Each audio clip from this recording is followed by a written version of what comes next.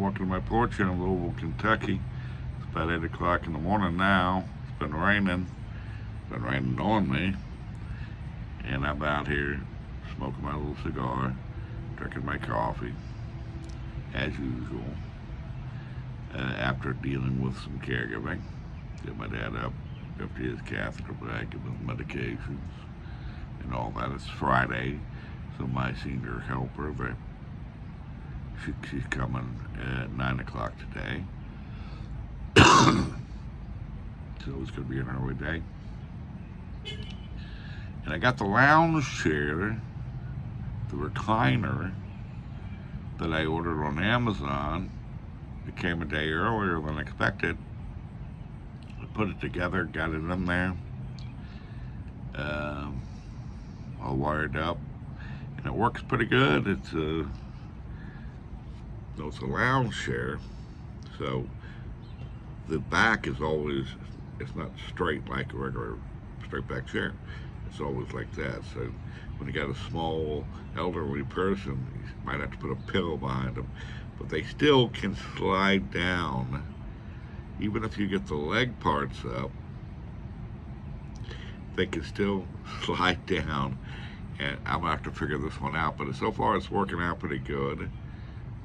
It can go like this. Got to keep it away from the wall, but then it can come back down like this and raise him up so he can stand on his own and get his walker, with assistance from me, of course, to remind him to use his legs. But it's going to be a nice thing.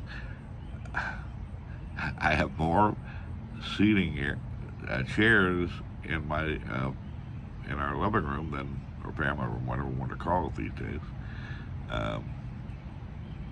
in there than any place else. I can't believe it. I can't get rid of the other chair because what if this chair breaks? So I got to keep these chairs around. So I got too many chairs. Nobody visits us, so there you go. The hearing aid, the over-the-counter ones I got, pretty nice actually. Got them off of Amazon to replace I was hoping to replace my dad's ones that broke. He had one that broke, or went bad or whatever. Sent it off to the VA Repair Center in the mail, and I hope it didn't get lost in the mail. I'm thinking about it now. It's a little box about this big, postage paid. You just put it in the mailbox, but there's no tracking number, so you can never track it.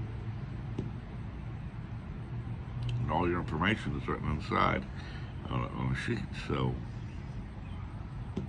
Postal Service, if they damage the box or something, won't have your return address on it to come back to you. So I'm gonna have to figure this different thing out. So what if that hearing aid's been lost? I haven't heard anything from anybody. I don't know how to call and check the status, because there's not really any way to do that. So I'm gonna call some people today and try to figure that one out. So that's been gone for weeks and weeks and weeks. And now his current hearing aid broke, so I ordered those. I'm about to send that off. So I got those temporary ones, but they keep falling out of his ear. So I'm going to try different ends, And he's got one ear hole that's a little malformed, so it might not work for him. But I have my pocket talker that he can wear until we figure something out. So it's not like he's going to be without a hearing aid. But it's always an interesting thing to have to go through figuring these things out. I'm sitting out here on my porch enjoying the wet weather. I was laughing a bit today to myself, thinking about, how we family caregivers, we kind of dress down because of all the things we do and all the spills. We don't dress normally, especially when you're living with an older person, their body temperature is different than yours probably. So, uh, whereas you got to dress them up a bit, layers of clothes or extra clothes, uh, you dress down with shorts or thinner shirts or whatever because it's might be too warm for you, but it's too cold for them. And that's not them being picky about it. An elderly person can get hypothermia at 68 or 65 degrees. So whenever you've got your air conditioner set at, if you got the cold blowing in, you think in your head, you've got to take about, for you it's this temperature, 75, let's say. You need to take off 15 degrees off of that, and that's basically what they're going to be feeling the temperature as. So for you it's 75, to them it might be 60. Thin skin, less circulation, no internal heat production, no body padding, muscles and fat and all the other stuff. So you got to worry about that. So we dress down, they dress, and sometimes we have stains on our clothes or whatever. Sometimes we're a bit manic after too much coffee, whatever. If you want to say that. And being here in an apartment complex with no privacy fence here, people walking by all the time, and I talk to them and wave at them. And it's generally a nice, thing. But every once in a while, I run into somebody. I had older people, a guy, an older man walking his dog, an older lady walking her dog together. I'm not sure if they're a pair or not, but they're walking together. It's before I got my umbrella on my porch. I sat there smoking, and she commented to me that something, and I couldn't hear her, so I came out and around. I'm wearing my shorts. I'm wearing my slippers without socks. And I went down and I talked to her, and I don't know what it was, but for some reason, both of them took an immediate dislike to me. I don't know, apparently, because every time they've come by next, they quickly go by and they don't give me a smile or anything. And I had to laugh about that because it doesn't bother me in the slightest. It actually amuses me. I think some people fixate on appearances, and if you didn't dress up enough or you don't look a certain way to fit an expectation of how somebody's supposed to dress. Evidently, they've never been a caregiver.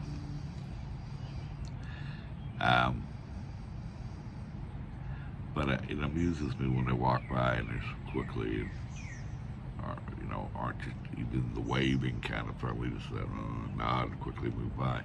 It amuses me. I've always said that I'm a litmus test. If you take an immediate dislike to me, you're not a good person. There's something, you're superficial or something.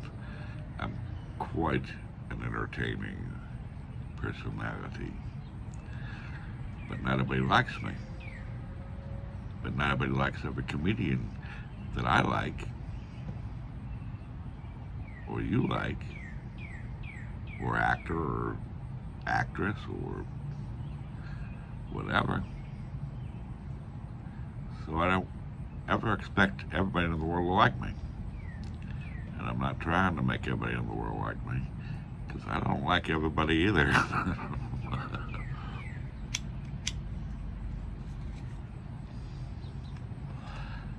But we dress down and whatever. We have to sometimes. We forget what we look like to the outside world.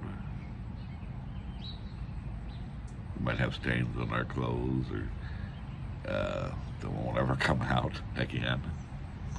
And we wear the shirts anyway, because,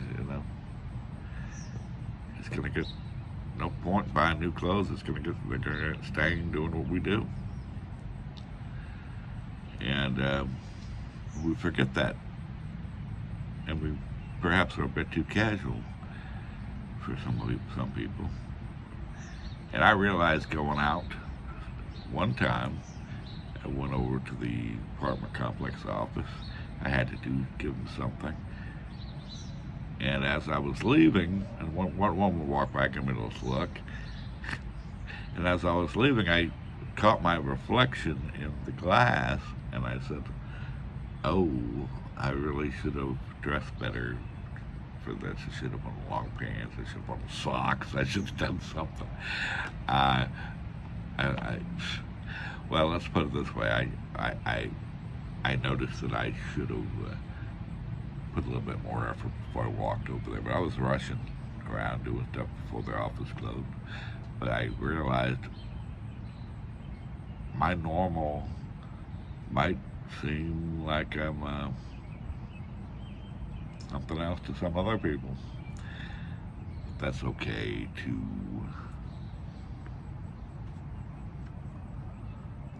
My senior helper comes today, and with her, wonderful girl, but she's young, and she still cannot understand that her body temperature is not my dad's body temperature. She'll see me sitting out on the porch. She'll come out and say, man, this is super hot out here. How can you stand it? I'm just sitting there. So I've adapted over the years.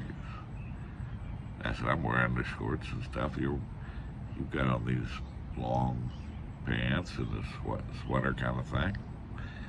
And she turns on the air conditioning, and it's 74 in the house. Let me tell you, 74 in my house is cold to my dad, and it can be a bit cold to me now. Not that I notice it too much, but for my dad it can be an issue. So I have to keep reminding her, because I'm sweating, I'm hot. I understand, but you have to adapt to this kind of thing. And then, after she gets off work, she goes home. They have air conditioning in the car, and you're living at the usual temperatures that we family caregivers of elderly people have adapted ourselves out of. In fact, in upstate New York, my relatives in upstate New York, small towns like Holland, Patton, Utica, Rome,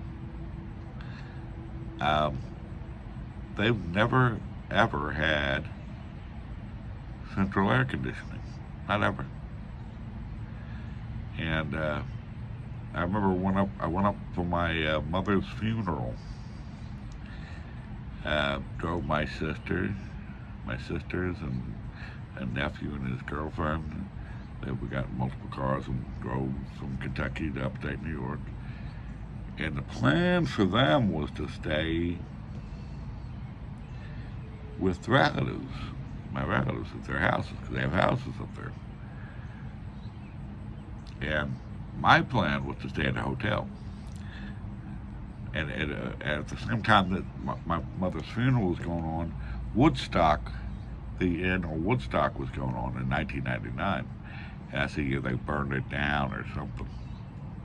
I saw the flames from there. But my plan was to get a hotel room, because I'm an insomniac. And if I've never liked staying with people, because I'm wandering all over the place. I can't sleep. I can't just lay in bed. I may get up and I want a pizza at 3 a.m. or I want to watch TV at 3 a.m. So I got myself a hotel room, which was hard to do because Woodstock was going on. Anyway, so we get up there, and like I said, they've never had central air conditioning, and they never got used to it. So they keep their windows open, or maybe a floor fan or something, they're fine. So I get back to my hotel room that night, and I'm getting calls from my sisters and my niece, my nephew and his girlfriend. At first, it was my nephew and his girlfriend said, "Well, we can't handle this. We can't handle this. Uncle Mark, could we stay in your hotel room?" Because I had 2 beds. I said, "Okay." And I get calls from my sisters. They can't handle it either. They're spoiled by air conditioning as well their whole lives. So I somehow managed to get the hotel room right next to me with the connecting door and got it for my sisters. They took on me for that, by the way, all of them, all these years later. But I thought was funny that they could not handle that. And so it was a long week for me with all that was going on. I didn't sleep almost a wink the entire time I was up there. And I kept leaving the hotel room and just going out driving because I didn't want to keep my nephew and his girlfriend awake. That's part of life. But it shows you that what you think might be too hot, it's just you got used to a certain thing. People get used to air conditioning. I got used to air conditioning for years in computer rooms and server rooms where we had refrigeration basically and all that. But I'm the kind of guy that can walk into a walk-in freezer in a restaurant or do inventory and sweat. I've been that way. And for years in my apartment, my townhouse, I had my room I devoted to computers that had separate air conditioning.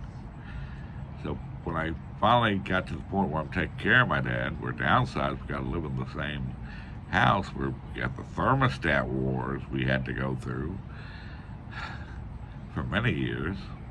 It took me quite a few years to adapt myself to hotter temperatures and lose that. I gotta have air conditioning all the time.